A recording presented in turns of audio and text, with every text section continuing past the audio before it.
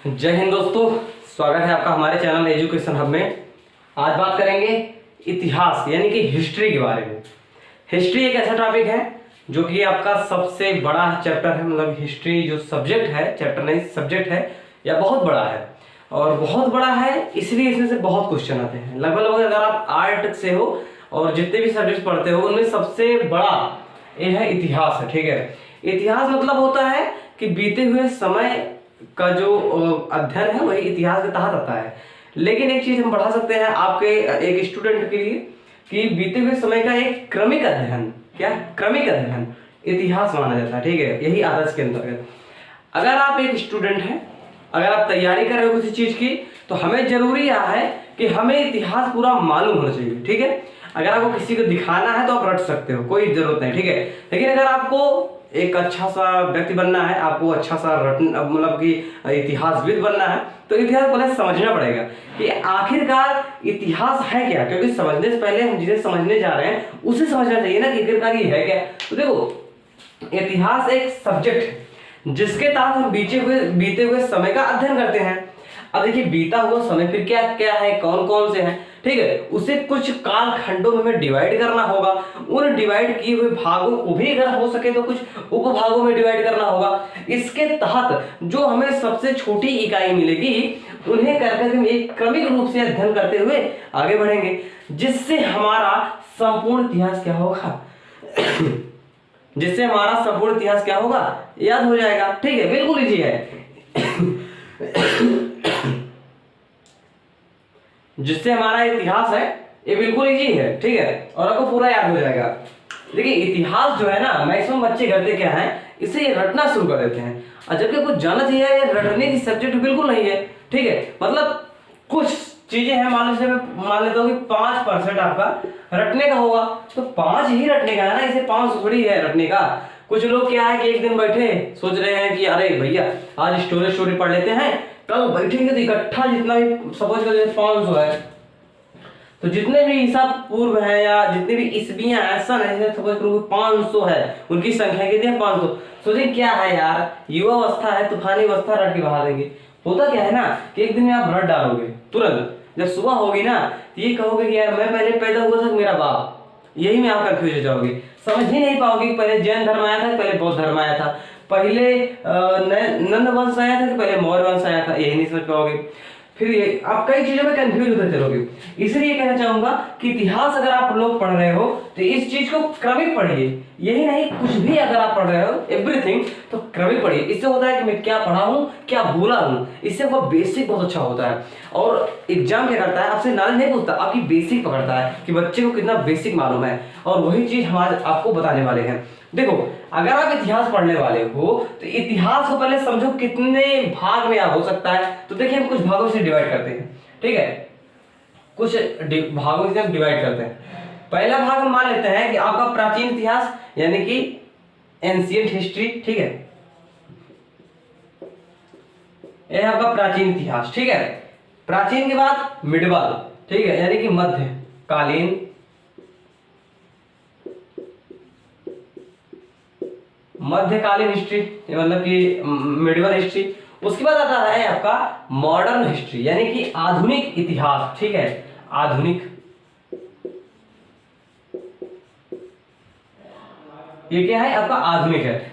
आधुनिक के बाद एक आप लोग खासकर ज्यादा पढ़ते नहीं होंगे मुझे लगता है, क्योंकि वो होता है कि आईएएस पीसीएस जो तैयारी करते हैं उन्हीं लोगों के लिए मैक्सिमम होता है। वनडे एग्जाम में वो ज्यादा पूछा नहीं जाता। उसका नाम है स्वतंत्रता के बाद। क्या है, स्वतंत्रता के बाद भारत।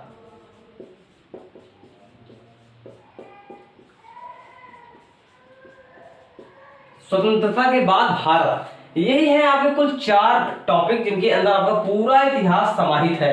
ठीक है, अब आपको मालूम है कि हमारा जो इतिहास है वो कुल मिलाकर कितने भागों में है, 4 भागों में। एक है एंशिएंट और एक है क्या मिडिवल, एक है मॉडर्न और एक है आफ्टर मतलब स्वतंत्रता के बाद। ठीक है, अब इतनी चीजें आपको मिलती हैं देखने को। अब इनमें भी कई चीजों में ये विभक्त होता है। जैसे देखो, अब प्राचीन में आपको क्या क्या पढ़ना है पहली बात तो समझो, क्योंकि आज हम जो बता रहे हैं अगर आप इसे पूर्णतः सही से देख लोगे तो आपको पूरा इतिहास ब्रेन में कूदने लगेगा कि यार आखिरकार मैं कहां से कहां तक फैला हूं। कितने बच्चे जो तैयारी करते हैं उन्हें मालूम ही नहीं होता कि आखिरकार जो हम पढ़ने वाले हैं वो कितना है, कैसा है, हम कैसे उसे पढ़ेंगे। देखिए कहते हैं ना कि जो लोग सफल होते हैं उनकी मतलब क्या होता है जानते हो, वो ये कहते हैं भैया मैं कुछ अलग नहीं पढ़ा हूँ, बस उसी चीज को अलग तरीके से पढ़ा हूँ और यही चीज हमें सफलता की तरफ ले जाती है। और यही चीज क्या है, यही मैं आज आपको बताने वाला हूँ। ठीक है, देखिए जैसे ये प्राचीन है, अब इसके अंदर हम बांटते हैं क्या है। देखिए प्राचीन में क्या हो सकता है, आप लोग ये बात सोचिए। प्राचीन में आपका आता है पाषाण काल, मतलब स्टोन एज। ठीक है, क्या आता है, पाषाण काल। ठीक है, आपका पाषाण काल आ जाता है। पाषाण काल के बाद सोचो क्या होगा आपका। पाषाण काल इतना इंपॉर्टेंट है दोस्त कि सबसे अधिक नंबर आपको जो देता है वो है आधुनिक, और उसके बाद जो नंबर देता है आपका प्राचीन।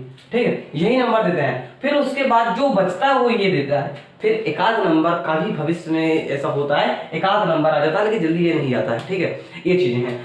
तो अब आप सोचो पाषाण काल इतना इंपॉर्टेंट है कि पाषाण काल कब से शुरू हुआ, लगभग बहुत लंबे समय 30 लाख उस एज से पहले से शुरू हुआ है। ठीक है, लोग पत्थर से परिचित थे, पत्थर से औजार बनाते थे। उसके बाद इसमें नव पाषाण काल आता है, आग की खोज होती है, लोग खेती करना सीखते हैं। ठीक, कई चीजें यहाँ पर सीखने को मिलती है। एक सुव्यवस्थित मानव समाज की शुरुआत यहीं से होती है। तो पाषाण काल हमारे लिए बहुत इंपॉर्टेंट है, ये काफी नंबर देता है। ठीक है, पाषाण काल के बाद आता है हमारा नाम एक नई टॉपिक जिसे कहते हैं सिंधु घाटी की सभ्यता। क्या है, सिंधु घाटी की सभ्यता।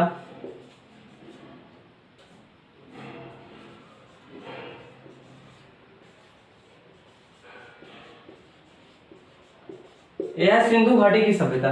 सिंधु घाटी की सभ्यता बेहद इंपॉर्टेंट है क्योंकि यह भारत ही नहीं वरन पूरे विश्व में सबसे जो विकसित सभ्यता थी उनमें से, खैर मैं कहूंगा कि सबसे विकसित यही थी। ठीक है, हमारी सिंधु घाटी की सभ्यता। ठीक है, और उसके बाद यार जो सबसे प्राचीन कुछ सभ्यताएं थी जैसे कि मेसोपोटामिया की सभ्यता, उधर आपका मिस्र का सभ्यता, उसी समय इसने भी जन्म लिया था और ये सबसे हाईटेक था, सबसे ज्यादा हाईटेक था। ठीक है, इसमें पूछता क्या है, इसमें पूछता है जैसे कि इसे पूछ लेगा कि मानव और कुत्ते दोनों को 100 एक साथ दफनाए जाते हैं, यह इसका प्रमाण कहां से मिलता है। ठीक है, ऐसे क्वेश्चन पूछा जाएगा। फिर ये पूछेगा कि घोड़े के जो अवशेष है वो कहां से पाए जाते हैं, खेती करने का अवशेष कहां से पाए जाते हैं, सर्वप्रथम कहां से शुरू हुई थी, इनके व्यापार के संदर्भ में कई चीजें पूछता है। और ये चीजें ऐसा पूछता है कि जो कि आपको फंसाने के लिए पूछता है। ठीक है, कई कई चीजें। उसके बाद कभी इसकी चौहद्दी पूछ लेता है कि सिंधु घाटी की सभ्यता जो है उसकी चौहद्दी कहां कहां तक है। तो ये सब काफी मतलब यूनिक क्वेश्चन पूछता है, काफी अच्छी चीजें पूछता है। ठीक है, तो आपका दो ये तो बहुत इंपॉर्टेंट है प्राचीन काल में। ठीक है, उसके बाद आपको देखने मिलता है वैदिक काल। क्या मिलता है, वैदिक काल। इसमें वेदों के बारे में काफी अच्छी नॉलेज आपको मिलेगी। एक होता है पूर्व वैदिक काल, एक होता है उत्तर वैदिक काल। ठीक है, यही आपको पढ़ना है। वैदिक काल के बाद आता है एक महाजनपद काल। क्या आता है, महाजनपद काल।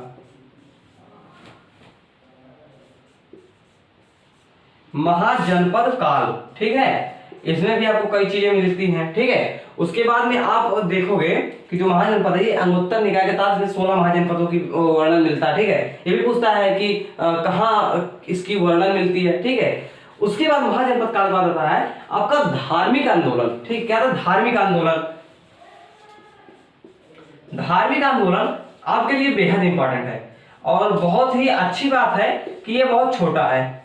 ठीक है, धार्मिक आंदोलन बहुत छोटा है। इसमें आपको देखने को क्या मिलेगा, एक होते हैं महात्मा बुद्ध और एक होते हैं महावीर स्वामी, इन्हीं दोनों के बारे में आपको पढ़ना है। ठीक है, वो है धार्मिक आंदोलन। और उसके तहत आप देखोगे कि मैं अगर आपको जो पढ़ाऊंगा तो दोनों को तुलनात्मक पढ़ाऊंगा। लोग क्या करते हैं, गलती करते हैं, वो हमेशा क्या करते हैं कि जैन धर्म को अलग पढ़ लिए, बौद्ध धर्म को अलग पढ़ लिए। इस तरह से पढ़ोगे तो हमेशा आप भूल जाओगे कि कौन पहले पैदा हुआ था, ये क्यों। ठीक है, कभी कभी ऐसा कोई कोई नाम है जो कि उनके बाप का नाम उनके बेटे से मैच करता है, ऐसा कुछ होता चला जाता है। ठीक है, आप भूल जाओगे। लेकिन जिस कंडीशन में आप दोनों को तुलनात्मक सामने सामने रख के पढ़ोगे उस कंडीशन में आप कभी नहीं भूलोगे। खैर मैं अभी आपको बताऊंगा कि हिस्ट्री आखिरकार अगर आप पढ़ते हो तो कैसे पढ़ना चाहिए, उसकी सर्वोत्तम व्यवस्था क्या है। ठीक है, जो है तो धार्मिक आंदोलन आपको देखने मिलता है जब हमारे काफी महात्मा बुद्ध देखने को मिलते हैं, जैन धर्म आता है उदय में, फिर दोनों बदल जाते हैं। ठीक है, जहां पर नागा साधुओं की उदय हो जाती है। ठीक है, एक ऐसे कई चीजों में विभक्त हो जाते हैं। ये हो गया क्या, पाषाण काल आपका, सिंधु घाटी की सभ्यता, वैदिक काल, महाजनपद काल और उसके बाद धार्मिक आंदोलन। इसके बाद आप देखते हो कि यहाँ पर एक है कि मौर्य काल। ठीक है, यहाँ पर मौर्य काल का उत्पत्ति होता है। यहीं पर क्या है, मौर्य काल की उत्पत्ति हो जाती है, ठीक है। और मौर्य काल के बाद थोड़ा क्या होता है कि इसके बाद का समय यानी कि मौर्योत्तर काल आ जाता है आपका, ठीक है।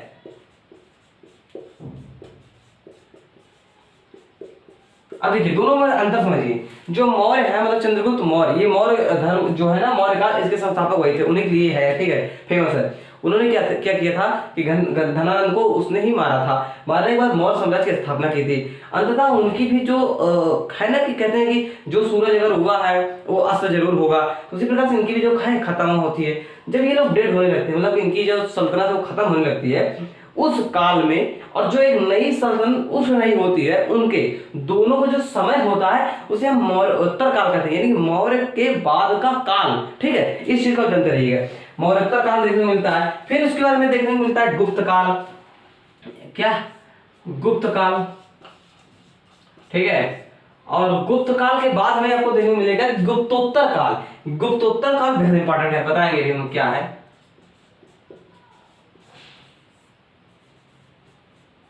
देखिए गुप्तोत्तर काल में आपको पढ़ने को मिलेगा चंद्रगुप्त के बारे में, है एक और चंद्रगुप्त, ठीक है। द्वितीय के बारे में पढ़ने को मिलेगा, चंद्रगुप्त द्वितीय के बारे में। उसके बाद आपको समुद्रगुप्त के बारे में पढ़ने को मिलेगा, जिसे भारत का नेपोलियन कहते हैं, ठीक है। ऐसे ऐसे कई लोग मिलेंगे और बहुत ही ओजपूर्ण इनका लोगों को इतिहास भरा है काफी, मतलब अगर आप जब पढ़ोगे ना लगेगा यार आप कुछ पढ़ रहे हैं। फिर गुप्तोत्तर काल जो है ना, गुप्त के बाद का, जैसे कि होते हैं हमारे कई से अधिक बहुत बड़े दानवीर थे, ठीक है, महाराजा हर्ष के नाम से बहुत ज्यादा फेमस है, उनके सब लोगों के बारे में आपको पढ़ना पड़ेगा। और जैसे उसी के बाद हमारा मध्यकालीन शुरुआत होता है, ठीक है। ये खत्म होता है और ये शुरुआत होता है। इसी कंडीशन को हम क्या कहते हैं, जब एक चीज खत्म हो रही होती है और दूसरी स्टार्ट हो रही होती है, उस कंडीशन को हम कहते हैं संकर काल। क्या कहते हैं? संक्रांति काल या संकर काल, ठीक है। इस दोनों को आप जानते रहिएगा। अब आपका क्या हो जाता है कि प्राचीन काल में पाषाण काल, सिंधु घाटी की सभ्यता, वैदिक काल, महाजनपद काल, धार्मिक आंदोलन, मौर्य काल, मौर्योत्तर काल, गुप्त काल, गुप्तोत्तर काल, ठीक है। ये सभी चीजें आपको प्राचीन के तहत पढ़नी है। अब आपको धीरे धीरे एक आइडिया होता होगा कि यार क्या क्या पढ़ना था। पाषाण काल ये तो बहुत छोटा है, बहुत बढ़िया है, क्वेश्चन आते हैं, इसमें भी आते हैं, इसमें ये चीजें आपके दिमाग क्या हो रही है, सेट हो रही है, ठीक है, एक एक करके। अब देखिए मध्यकाल। मध्यकाल में दो चीज बहुत इंपॉर्टेंट है, दो चीज। एक है हमारा सल्तनत काल, ठीक है, सल्तनत काल, मतलब कि इसमें आता है जैसे कि हमारे कुतुबुद्दीन ऐबक साहब थे, ठीक है, ये सब थे, आते थे। उसके बाद में उनकी बेटी रजिया सुल्तान भी बैठी थी। इसी प्रकार से कई लोग जो है ना दिल्ली पर कब्जा किए थे, ठीक है। उसी तरह से सल्तनत काल की उत्पत्ति होती है। यहाँ से आपको सल्तनत काल के बारे में पढ़ने मिलेगा, जितने भी राजा थे उनके सबके बारे में, जैसे कि खिलजी वंश, लोधी वंश, तुगलक वंश, ये सभी इसके अंतर्गत आते हैं, ठीक है। जब इनके बाद में एक आता है बहुत अच्छा काल, खैर उसे भी अगर आप रखना चाहो सल्तनत काल के अंदर रख सकते हो, लेकिन नहीं, वो बहुत ज्यादा इंपॉर्टेंट है। उसे कहते हैं मुगल काल। क्या है? मुगल काल। इसके अंतर्गत आप देखोगे कि जो बाबर हैं, बाबर आएंगे और उसके बाद बाबर के बाद हुमायूं आते हैं, अकबर आते हैं, ठीक, जहांगीर आते हैं, शाहजहां आते हैं, ठीक है। ऐसे कई कई लोग आते रहते हैं, ठीक है। तो क्या हो गया, मध्यकाल में होगा सल्तनत काल और मुगल काल, यही दोनों बहुत इंपॉर्टेंट है। मुगल काल के बारे में आप सोच सकते हो कि बाबर से शुरू होता है, ठीक है, जो कि मुगल काल के संस्थापक थे। उसके बाद ये साहब चले जाते हैं का 1857 की क्रांति तक, ठीक है। 1857 की क्रांति आधुनिक भारत के अंतर्गत है, ठीक है, आप जितने लोगों को जानना चाहिए।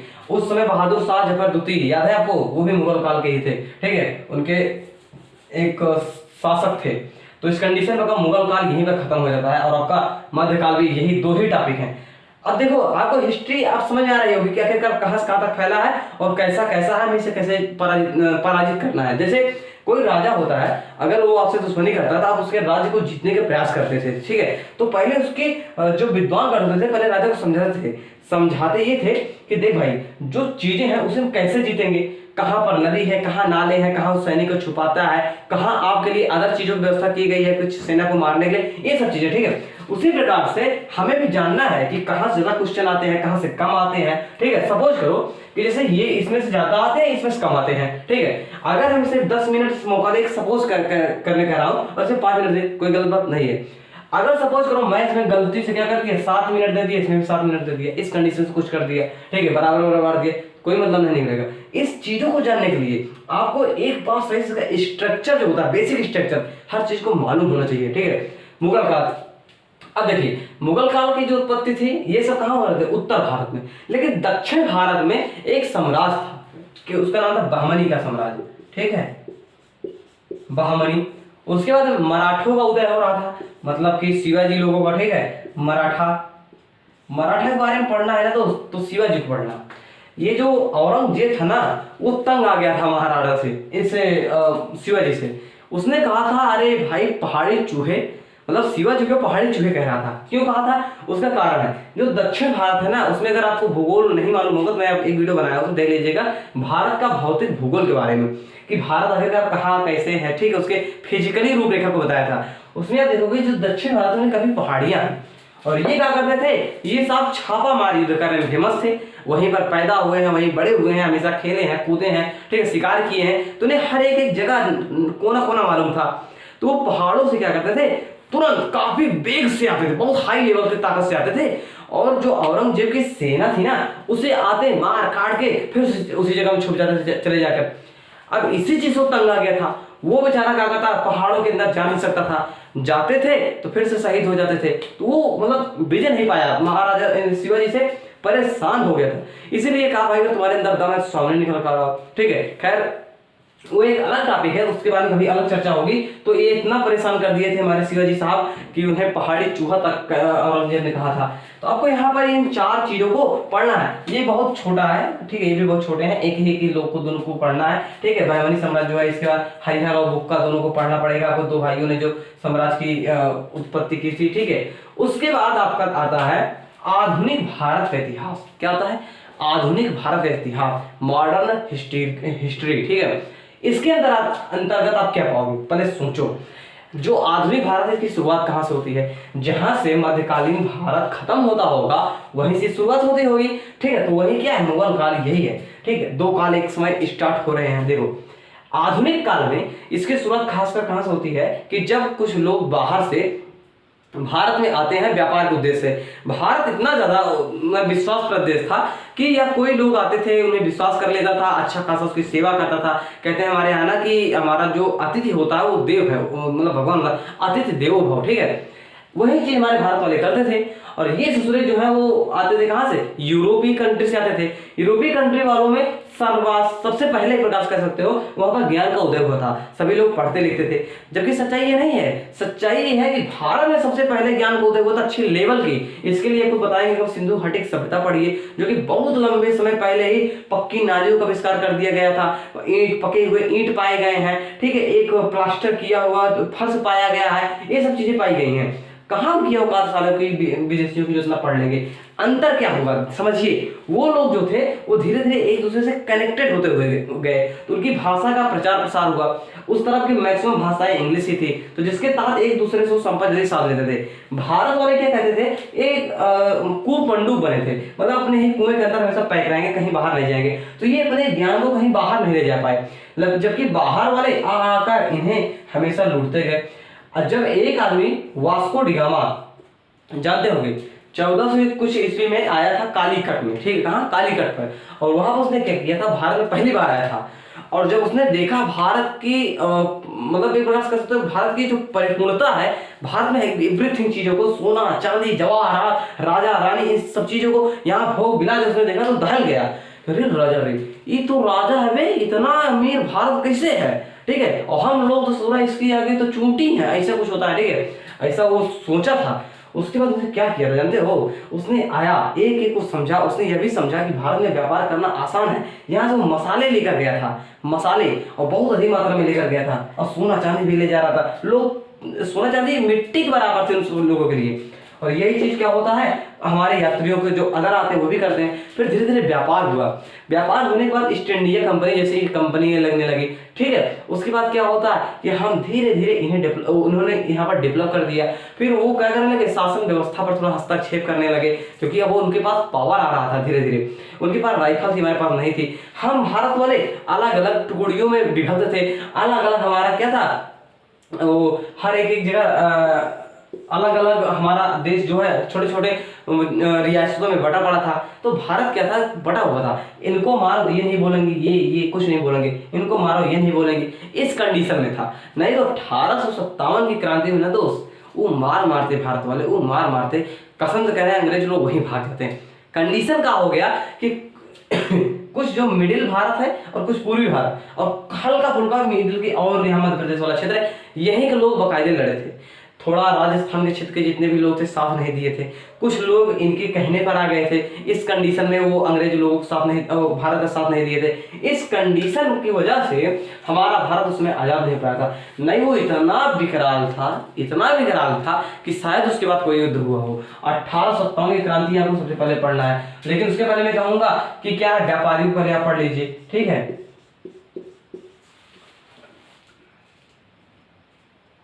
ये ऐसा होगा, ठीक है। आपको व्यापारी लोगों को पढ़ना होगा, ठीक है, जितने भी दूर दूर से आए थे। उसके बाद आपको 1857 की क्रांति पढ़नी पड़ेगी, ठीक है। उसके बाद में आपको पढ़ना पड़ेगा कि गांधी जी जब आते हैं, यानी कि गांधी युग, ठीक है, गांधी जी आते हैं। इसके बाद सुभाष चंद्र बोस होते हैं। ये सब मतलब कि अब कूटनीति वाला चाल से अच्छी तरह से खेलते, लाला लाजपत राय होते हैं। ये सब चीजें की शुरुआत हो जाती है। उसके बाद क्या होता है, स्वतंत्रता संग्राम होता है, अलग अलग तरीके, ठीक है। उन्हें कह सकते हैं स्वतंत्रता आंदोलन, ठीक है। तो क्या हुआ, स्वतंत्रता आंदोलन हुई, ठीक है, ये चीजें हुई, स्वतंत्रता आंदोलन हुई। और इसी प्रकार से कहीं ना कहीं जाकर हमें 1947 में हमारा भारत आजाद हो गया था, ठीक है। अब इतनी चीजें हमें पढ़ना है आधुनिक भारत में। उसके बाद क्या होता है आपको जानना चाहिए। उसके बाद में हमारा था स्वतंत्रता के बाद का सीजन। क्या होता है, स्वतंत्रता के बाद। इसमें अभी आपको खैर पढ़ने की आवश्यकता कम है, ऐसा नहीं कि नहीं है, क्योंकि ये कई अदर सब्जेक्टों में आपके लिए लाभकारी है। अब इसमें होता क्या है, बस आप समझिएगा। भारत जो है आजाद हो गया था, लगभग 33 करोड़ जनसंख्या भारत के पास थी, भूखमरी थी, पैसे नहीं थे और संसाधन सभी लूट के ले गए थे वो अंग्रेज लोग। और जो छोटे छोटे कुटीर उद्योग थे उन्हें पूर्णतः खत्म कर दिया गया था। ये लोग फूट डालो राज करो की नीति लेकर आए थे। मस्जिदों में सुअर काट देते थे, मंदिरों में गाय काट देते थे, हिंदू मुस्लिम में लड़ाई होता था, यही सब होता था। और आजकल के नेतागण भी यही कर रहे हैं, फूट डालो और अच्छी तरह से हिंदू मुस्लिम को अलग कर दो, बाकायदे माल उठा ले जाओ। लेकिन इसके मतलब ये नहीं मैं बीजेपी को कर रहा हूँ, ठीक है, ये हर एक लोग कर रहे हैं। दलित है तो अपने लिए कह रहा है मैं दलित का राजा हूँ, जबकि रियलिटी में कुछ नहीं हो भैया। तुम अपने समय के राजा हो, तुम्हें लगना है कि मैं बड़ी बड़ी कुर्सी में बैठ जाऊँ और फिर यही नाम के आगे तो आप क्या कर रहे हो, इन्हें ढाल बना रहे हो। कोई कह रहा है मैं पंडित का हूँ, कोई कह रहा है मैं ठाकुर का हूँ, सब कहने की चूतियाफा हटे जिसे कहते हैं। तो आपको करना क्या है, जो इलेक्शन का टाइम है, जो सही बंदा हो आपकी नजर से उसी को वोट देना है, ठीक है। ये सब चलिए अलग बात है।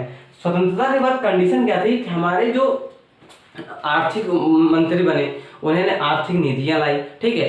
कैसे हमें देखिए, उससे जस्ट बाद थोड़ा युद्ध होने लगा, पाकिस्तान से 2-2 3-3 बार युद्ध हुआ, चला हार जाता है, मार खाता है, लात खाता है, जूता खाता है, लेकिन फिर चला आता है। एक काम किए भैया हम तो पाकिस्तान से मतलब बहुत ज्यादा गुस्सा लगा जब गलवान वाला हमला हुआ, वो क्या कहते हैं, वो उरी वाला हमला हुआ था, उसमें मैंने कुत्ता पाला था, कुत्ते का नाम रख दिया पाकिस्तान। और जब इच्छा होता है 2 जूता उतारते हैं, उसे मार देते हैं, ठीक है, इच्छा पूरी हो जाती है। क्या कर सकते हैं, वहां जा ही नहीं सकते हम, वरना यूपी वालों को भेज दो, गिरा देंगे उन्हें 15 मिनट के अंदर, ठीक है। ये सब चलिए अलग बात है। उसके बाद क्या होता है, चाइना से युद्ध होता है, 1962 का युद्ध हमारा होता है। उसके बाद 1999 में कारगिल का युद्ध होता है। उसके बाद कई आर्थिक नीतियां बनती है। 1971 में एक युद्ध होता है जिसमें हम बांग्लादेश जैसे राज्य का उदय, देश का उदय देखते हैं। ये सब चीजें क्या होती है, स्वतंत्रता के बाद आती है, ठीक है। अब इतनी चीजें आपको पढ़ना है हमें इतिहास के संदर्भ में, ठीक है। उसके बाद में हमें क्या करना है, जब इन्हें हम पढ़ लेंगे एक एक तरफ से, तो हम ये पाएंगे कि हमारा जो इतिहास है कहीं ना कहीं हमें कंप्लीट कर दिया है, ठीक है। और देखिए इन सब चीजों को पढ़ने के लिए ना बहुत अच्छा आपको ये जो होता है ना फोकस की आवश्यकता होगी। जब आप फोकस बनाए रखोगे ना तो ये सब चीजें बिल्कुल हवा है, हवा जो पुरुषार्थ होता है ना बहुत अच्छा होता है। तो आशा करता हूँ आपको जो चीजें हैं बिल्कुल समझ में आई होंगी। देखिए पढ़ना कैसे है, एक चीज बहुत जरूरी टॉपिक है, पढ़ते लोग कैसे हैं, इसे पढ़ना कैसे। पहली चीज बहुत जरूरी है कि आपको पढ़ना है मैप के थ्रू, क्रम से, एकदम एग्जैक्ट सुन लो, मैप के थ्रू और मैप से क्रम से, ठीक है। क्रम से आपको प्राचीन के अंदर पहले पाषाण पर ये, ठीक है, पाषाण काल, फिर सिंधु, ये सब मैप से कैसे पढ़ना बता रहे हैं। जैसे ये हमारा भारत है, सपोज करो ये हमारा भारत है, ठीक है। उसमें आपको करना क्या है कि कहाँ क्या है, पाषाण का वो है, सिंधु घाटी है, ये थोड़ा पाकिस्तान की तरफ कुछ भारत में। अगर जब आप इस तरीके से पढ़ोगे तो उस कंडीशन में आप पाओगे कि नहीं यार हमें इसमें ज्यादा याद हो रहा है वैसे की अपेक्षा, ठीक है, जो आप ऐसे पढ़ लेते थे। खैर हिस्ट्री जो है समझने की चक्कर है, रटने की नहीं, ठीक है। मैं आशा करता हूँ कि आप लोगों को ये चीज समझ में आ गई होगी।